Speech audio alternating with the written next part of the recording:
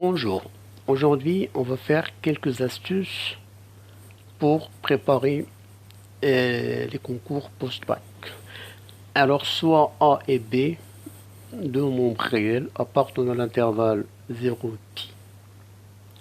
Écrire sur la forme exponentielle les nombres complexes suivants.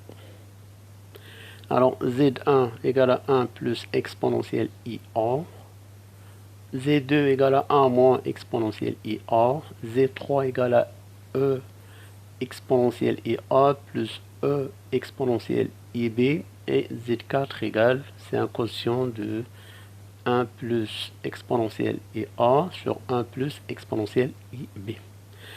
Alors on va voir comment faire pour écrire ce nombre-là sur la forme complexe, c'est-à-dire pour faire apparaître la partie réelle et la partie imaginaire, ou bien sur la forme trigonométrique si on veut bien préciser. Alors, la méthode pratique, on utilise la méthode suivante. Dans une somme ou bien une différence de deux nombres complexes, attention, c'est de module 1, exponentielle ix plus ou moins exponentielle iy, on met toujours en facteur le demi-angle ix plus y sur 2, puis on utilise la formule de l'air. Alors, on va prendre l'exemple 1. 1 plus exponentielle IA. Z1 plus exponentielle IA. On veut écrire ce nombre complexe sur la forme exponentielle juste pour faire apparaître la forme trigonométrique. Alors, comme ce qu'on vient de dire là, ce nombre-là, c'est un nombre de module 1. Lui, ici, déjà, c'est un 1. Donc, on peut factoriser par le demi-angle. Là, ici, l'angle ici, je peux écrire.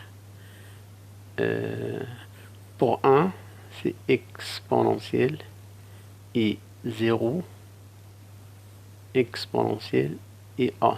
Donc, je fais la demi-somme, x plus y, ça c'est x, y. Donc, je factorise par demi-somme des angles, ça fait exponentielle i a sur 2. Quand j'ajoute 0, ça reste une chose.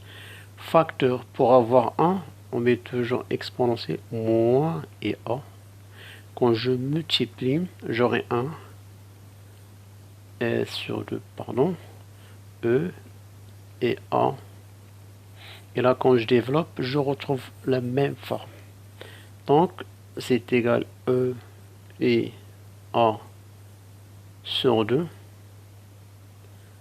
facteur e et a, juste j'arrange, plus e moins et a. Rappelez-vous bien la formule de l'air, cos θ, e et θ, e moins et θ sur 2. Et donc là, ça donne 2 cos A sur 2, cette partie-là, fois exponentielle I A sur 2.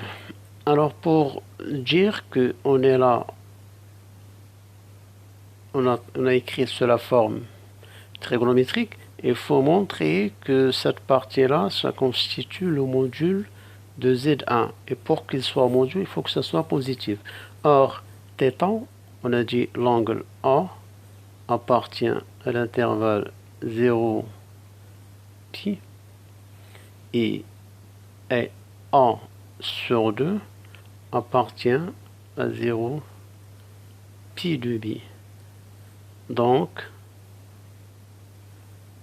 cos A sur 2 est positif et donc Z1, ça veut dire 2 cos A sur 2 exponentielle et A sur 2, c'est une écriture exponentielle de Z. Ce qui fait, ça c'est le module de Z égale 2. Et là, c'est l'écriture exponentielle qu'on peut décomposer cosinus A sur 2 plus I sinus A sur 2. Passons maintenant à la deuxième question. Alors la deuxième question, c'est 1 moins. Ben, 1 moins, ça donne presque la même chose. 1 moins exponentielle i a. Donc ce sont deux nombres complexes dans le module 1, déjà à vérifier. Donc je factorise par e moins ou bien i a sur 2, je prends toujours la moitié. Exponentielle moins i a sur 2 moins exponentielle i a. Et là, juste j'arrange, c'est moins exponentielle i a facteur exponentielle i a moins exponentielle moins i a. Donc j'ai factorisé par moins et j'ai inversé les deux termes. Et ceci égal, je commence par 100, c'est 2i sin a sur 2, avec le moins, je mets ici, fois exponentielle i a. Attention, c'est pas fait défaut, le moins i fois 2 sin a sur 2 a sur 2. Donc moins i, donc c'est égal, j'écris d'abord 2 sin a. Et moins i, c'est l'exponentielle. Ça veut dire pour avoir un sinus négatif, ben, je prends moins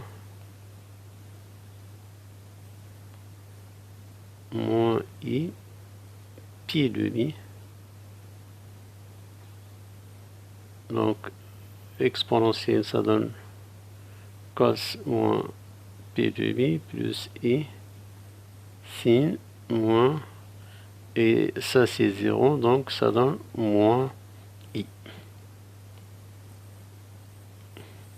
fois exponentielle i. Et là je fais la somme des exposants, c'est égal à 2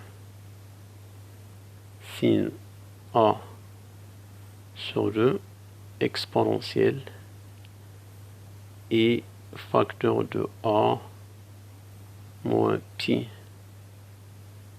le taux sur 2. Or, le signe il est positif,